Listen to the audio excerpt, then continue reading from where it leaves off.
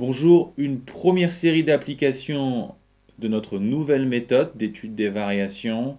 Attention aux intervalles, c'est une des difficultés de cet exercice. Avec cette nouvelle méthode d'étude des variations, la première chose à faire, c'est de trouver la fonction de départ que l'on note U. C'est une fonction relativement simple dont on doit connaître les variations. Le plus souvent, c'est une droite ou un polynôme de degré 2. Elle contient tous les x. Ici, vous l'aurez sans doute deviné, c'est 5x plus 2. Ensuite, on va lui appliquer la fonction racine, puis multiplier par moins 3, et enfin ajouter 4. On aura ainsi reconstruit complètement notre fonction.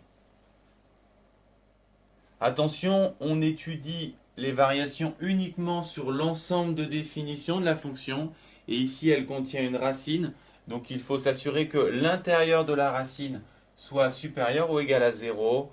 Autrement dit, il faut que x soit supérieur à moins 2 cinquièmes. C'est sur cet intervalle que nous allons étudier les variations de la fonction. La fonction u 5x plus 2 est croissante, car sa pente est positive.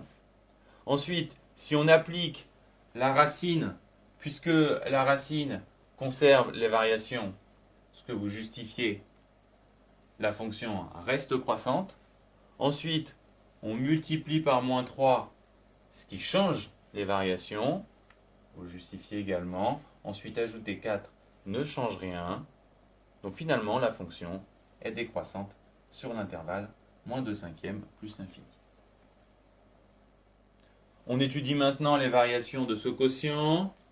Première étape, on va chercher la fonction de départ, puis on va s'intéresser à l'ensemble de définitions, et enfin on va construire un grand tableau en justifiant les étapes. Alors la fonction de départ u, c'est bien évidemment la droite ici, 3x plus 7.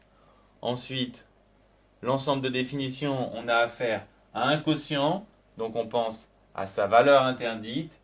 3x plus 7 doit être différent de 0, autrement dit x doit être différent de moins 7 tiers, donc on va étudier les variations sur cet intervalle. La fonction u de x est une droite de pente 3 qui est positive, donc la fonction u est croissante. Maintenant, pour obtenir g, on doit passer à l'inverse, mais je vous rappelle, la fonction inverse change les inégalités parce qu'elle est décroissante, et elle est décroissante sur les négatifs et sur les positifs. C'est pour ça qu'on doit commencer, quand on applique la fonction inverse, par faire un tableau de signes de la fonction u. Ici, pas de difficulté. Moins plus, pour la même raison, parce que a est positif. Elle s'annule en moins 7 tiers, ce qui nous donne tout de suite la valeur interdite. Ensuite, là où la fonction u est négative, la fonction inverse change les variations, donc on est décroissant. Là où u est positif, la fonction inverse change à nouveau les variations, donc 1 sur u sera également décroissant. Vous le justifiez avec cette phrase ou avec celle de votre professeur. Et ici, inutile de proposer une conclusion puisqu'on vous demande juste de dresser le tableau de variation.